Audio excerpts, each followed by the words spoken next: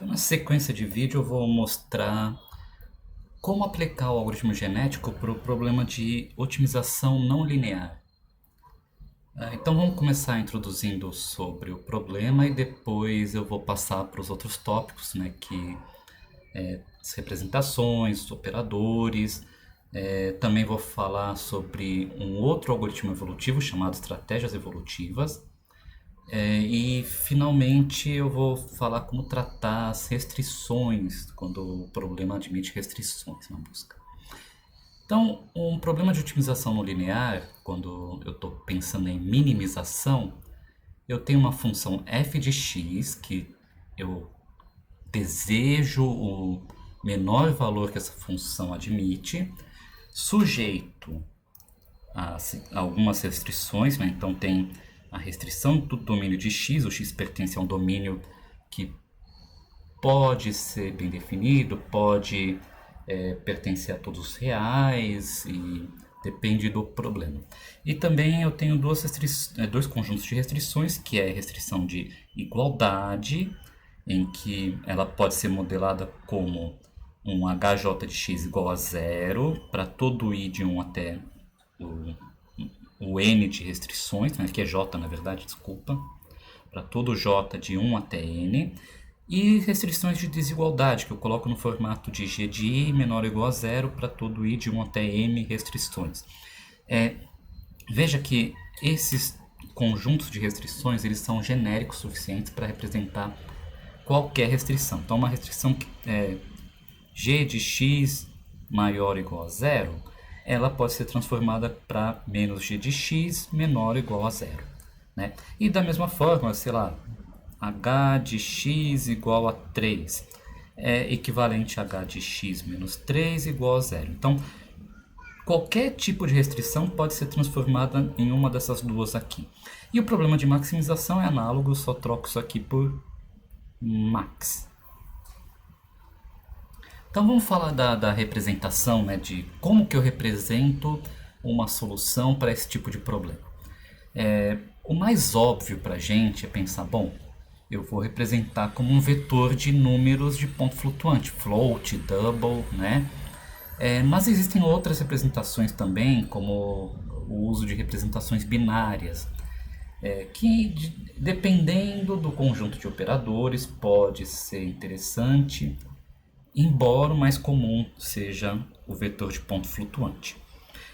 Bom, representação binária. Qual que é a vantagem de usar representação binária?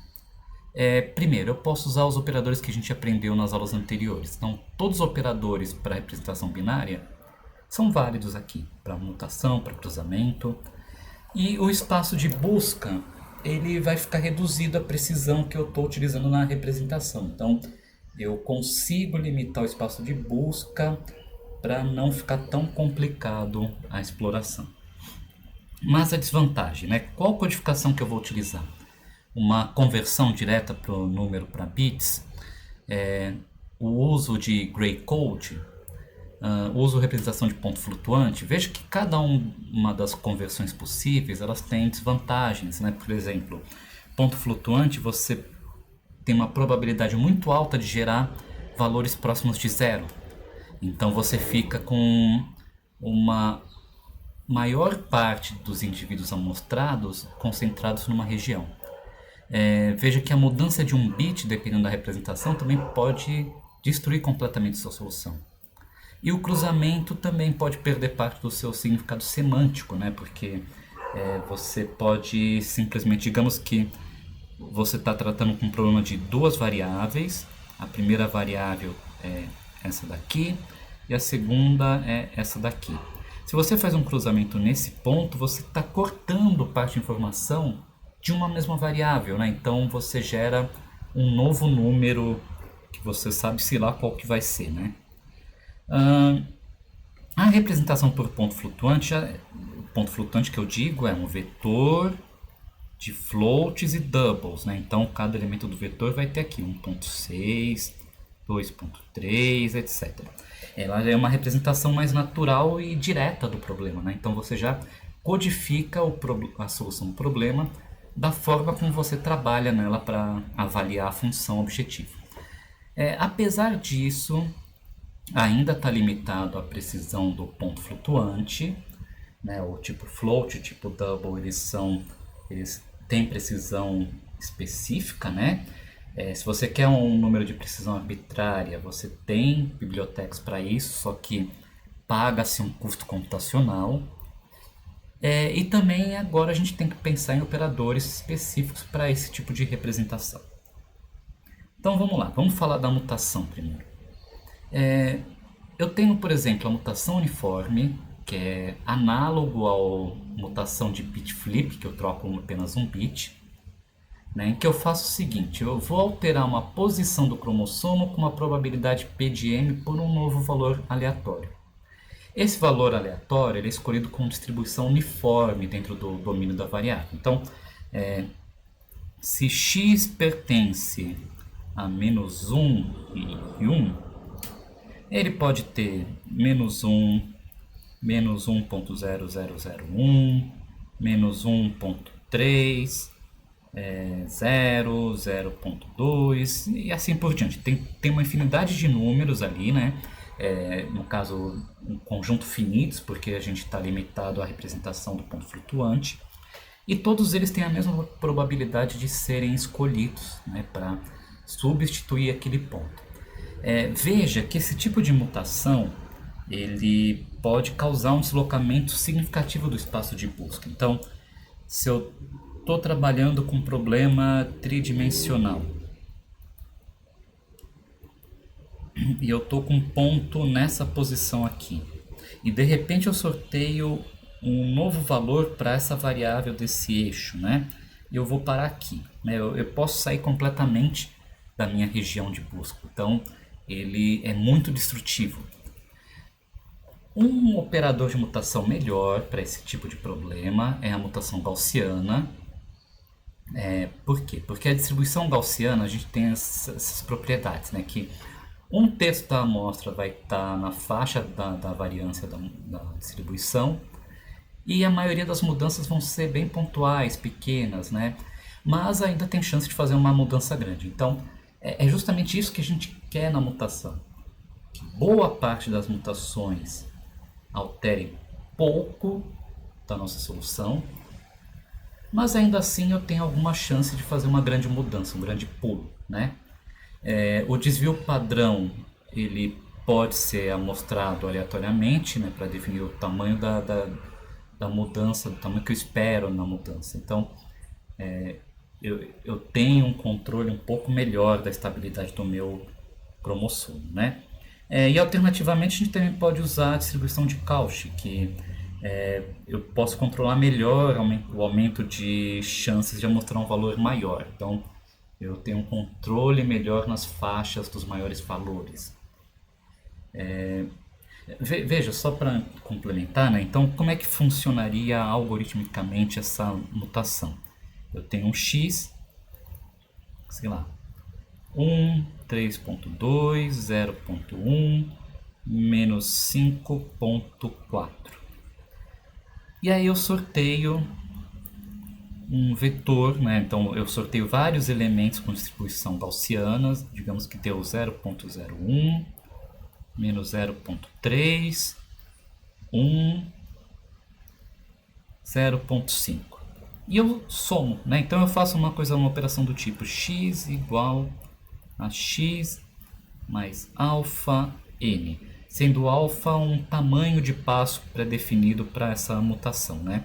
Então aí aqui o cromossomo final vai ficar 1 mais alfa vezes 0,01, 3.2 menos alfa vezes 0,3 e assim por diante. Então vamos falar da recombinação. Então eu posso falar de uma recombinação de n pontos, conforme a gente viu na representação binária, tá? Só que ela tem a propriedade de manter os blocos construtores promissores, só que ela não permite incluir novos valores, né, ao contrário da codificação binária. Porque o que acontece? Digamos que eu tenho aqui x1, x2, x3, x4, y1, y2, y3, y4. 4. Eu posso fazer isso, né? Eu posso escolher aqui dois pontos e fazer essa troca. x1, x2, y3, y4, né? y1, y2, x3, x4. Então veja que essa recombinação é possível, ela mantém os blocos construtores, né? Porque se esse segmento aqui for algo promissor, ele vai ser repassado para o filho. Só que como cada posição do vetor representa exatamente uma única variável do problema, ao contrário da representação binária, isso aqui não pode se transformar em um novo valor. Isso sempre vai ser o mesmo valor. Então, eu não adiciono diversidade durante o procedimento de cruzamento. Mas tem uma recombinação melhor, que é a aritmética, né? Que é o seguinte, ó, dado um conjunto de pais, eu calculo os novos valores com uma média ponderada entre eles, né? Então, exemplificando, dado dois pais P1, P2, eu sorteio um valor alfa entre 0 e 1 e um ponto de cruzamento K. E aí eu faço o seguinte, o filho 1 vai ser a cópia do pai 1 do ponto do elemento 1, da variável 1 até a variável K, a cópia do pai 2, né? Desculpa. Então eu faço a cópia do pai 1 de 1 até K. Aí a partir daquele ponto, ele vai ser a média ponderada por alfa entre o pai 2 e o pai 1. Então eu vou colocar uma posição K mais 1, alfa de P2 K mais 1 menos alfa de P1 K mais 1. No K mais 2, alfa P2 K mais 2 mais 1 menos alfa P2 K mais 2, até o último elemento do cromossomo. Então eu escolho um trecho, então digamos que eu tenho um cromossomo aqui, eu escolho esse trecho. Esse trecho é copiado exatamente igual e esse trecho vai ser uma recombinação entre os dois pais, né? Então aqui tem um exemplo, né, ilustrativo. Então aqui eu escolhi esse ponto de cruzamento, eu vou copiar tudo isso aqui do pai e esse aqui com alfa igual a meio vai ser 0,7 com 0,3, né, vai ser meio 0,3 mais meio 0,7, vai dar meio aqui e assim por diante, né? Uma variação dessa recombinação é a recombinação aritmética de um gene, em que eu faço o mesmo procedimento, porém eu copio todos os elementos do pai 1, exceto na posição K mais 1, que é quando eu faço a média. Então ele vai fazer uma modificação pontual, apenas naquele ponto K mais 1, tá? O restante é tudo uma cópia do pai 1. Então aqui tem um exemplo ilustrativo também, né? Eu faço cópia de quase todo ele, exceto esse último, que é a média, né, do 0,8 com 0,2. Veja, 0,8 com 0,2 vai dar 1 dividido por 2, vai dar meio. E finalmente a recombinação aritmética completa, né, que é mais simples de ser implementada e geralmente é o que funciona melhor. Então, dado dois pais, eu sorteio um valor de alfa e eu simplesmente faço o filho 1 é alfa pai 1 mais 1 menos alfa pai 2, que é a operação vetorial, né? E o filho 2 é alfa pai 2 mais 1 menos alfa pai 1. Então, nesse exemplo aqui, a gente tem, com alfa igual a meio, 0,1 mais 0,3, 0,4 dividido por 2, 0,2. 0,2 mais 0,2 dividido por 2, 0,2 e assim por diante, né? Então, eu faço a combinação completa ali. Bom, então a gente percebeu que os operadores para esse tipo de representação são extremamente simples, né? No próximo vídeo eu vou falar então de um algoritmo mais elaborado para esse tipo de problema, que é estratégias evolutivas.